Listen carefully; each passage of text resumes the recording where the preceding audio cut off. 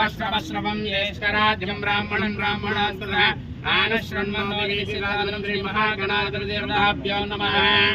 ओम देवी वाजमदयं तदेवा आस्तामिश्वरूपा वसवो वदन्ते सानो मन्त्रेषु मोच्यन्दहाना आदो धेनुर्वागतप्रस्थानां तदैतो अपवित्र पवित्रो वा सर्वावस्थाङ्गतो ओपिवा यस्मैर्दीकाक्षाय समास्यां व्यां दर्शये पुण्डरीकाक्षाय मनोन्मनाय सहस्राक्ष सहस्रभाद सर्वोऽपिं विश्वतो वृत्यात्तिष्ठतिशाङ्गुलं पुरुष एवेदकं सर्वं यद्भूतं यच्चपव्यम् उदामृतत्वशेषः प्रभातोदयपुरुषः पादोशेषनाथे भवात्मनः ततो विश्वक्रामाशेषनाशने अभेः पश्चाद्भूमिलोपरः यत्पुरुषेण विशां देवाजिग्नतन्मतः वसन्तोऽसि परमेश्वरार्पणमस्तुमनान्मनाय नमः।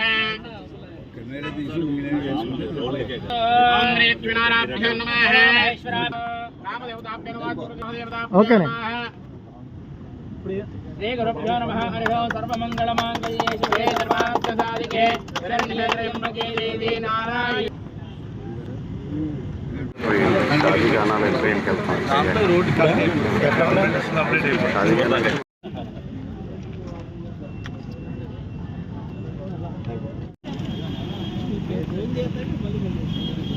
నమస్కారం. మరి ఏదైతే కూటమి ప్రభుత్వం వచ్చిన తర్వాత చంద్రబాబు నాయుడు గారు ప్రత్యేకంగా రోడ్ల మీద ప్రత్యేక శ్రద్ధ పెట్టి అభివృద్ధి అనేది ఉండాలి ప్రతి చోటన అనేది ఏదైతే చెప్పారో అందులో భాగంగానే ఇవాళ శాంతినగర్లో 22, 23, 24 డివిజన్లకు సంబంధించి, ఎందుకంటే ఇది కొద్దిగా పెద్ద కార్యక్రమం, దీనికి బడ్జెట్ కూడా ఎక్కువ అవుద్ది, దానివల్ల 9 నెలల టైం పట్టింది. ఎందుకంటే చిన్న చిన్న గుంటలు పోడ్చడం, చిన్న చిన్న రోడ్లు వేయటం అనేది ప్రజలకి ఇబ్బంది లేకుండా చేయడం అనేది జరిగిపోయింది.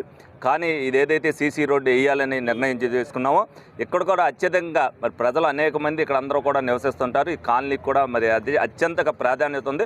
దాన్ని దృష్టిలో పెట్టుకుని మరి ఇది గ్రాంట్ చేయడం జరిగింది. 4,90,00,000 రూపాయలు దీనికి గ్రాంట్ రావడం జరిగింది. ఇక్కడ నుంచి సెంట్ యాన్స్ వరకు కూడా సీసీ రోడ్డు నిర్మాణం జరుగుద్ది. మరి ప్రజలు అనేక ఇబ్బందులు 5 సంవత్సరాల్లో ఈ రోడ్ల మీద పడ్డారు. ఈ రోడ్ల మీద ఇప్పుడు కూడా మనం చూస్తుంటాం అనేక పెద్ద పెద్ద గుంటలు ఉన్నాయి. ఈ గుంటలు కూడా మేము ఎందుకంటే ఈ రోడ్డు వేస్తున్నాం అనే ఉద్దేశంతో ఆ గుంటలు కూడా పోడ్చడం జరగలేదు.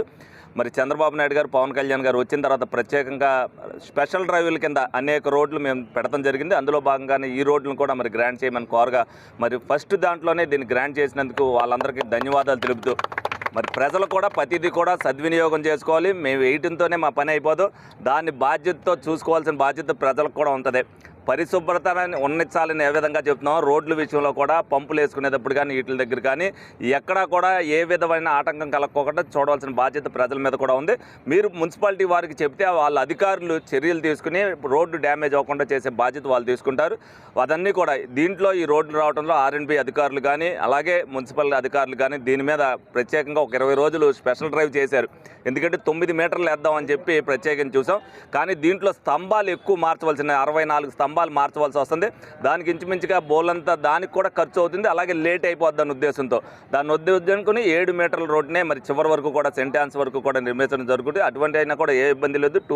2 వెహికల్స్ ఏదైతే పెద్ద వెహికల్స్ ఈజీగా వెళ్తాయి, దాంట్లో ఇబ్బంది ఏం లేదని సందర్భంగా తెలియజేస్తూ అందరూ అయితే ఏలూరు నగరంలో కూటమి ప్రభుత్వం అధికారంలోకి వచ్చిన తర్వాత గౌరవ శాసనసభ్యులు మరి ఏలూరు నగరం అంతా కూడా పర్యటన చేస్తూ ఎక్కడైతే రద్దీగా ఉన్నటువంటి ప్రాంతాల్లో రోడ్లు కూడా ఎక్కడైతే పాడైపోయి ఉన్నాయో అవన్నీ కూడా ఫస్ట్ ప్రయారిటీ ఇచ్చి మరి దాదాపుగా కోట్లాది రూపాయలతో మరి ఏలూరు నగరంలో సీసీ రోడ్లు అలాగే డ్రైన్లు కూడా నిర్మాణం చేసుకోవడం జరుగుతుంది. దానిలో భాగంగానే ఈ రోజున 4 కోట్ల రూపాయలు అంచనాలతో మరి ఇక్కడ పోలీస్ పెట్రోల్ బంక్ దగ్గర నుంచి కూడా సెంట్ ఆన్స్ కాలేజ్ వరకు కూడా డబల్ రోడ్ చేస్తూ ఇక్కడ మరి శంకుస్థాపన చేసుకోవడం జరిగింది. అతి త్వరలోనే ఈ రోడ్డును పూర్తి చేసుకొని మరి ప్రజలకు ఎటువంటి ఇబ్బంది లేకుండా వారికి అందుబాటులోకి తీసుకొస్తామని సందర్భంగా తెలియజేస్తూ మరి ఎక్కడైతే అన్నీ కూడా రోడ్లన్నీ కూడా మరి అతి తొందరలోనే మరి పూర్తి చేసే విధంగా మేము అందరం కూడా బాధ్యత తీసుకుంటామని ఈ సందర్భంగా తెలియజేస్తాం.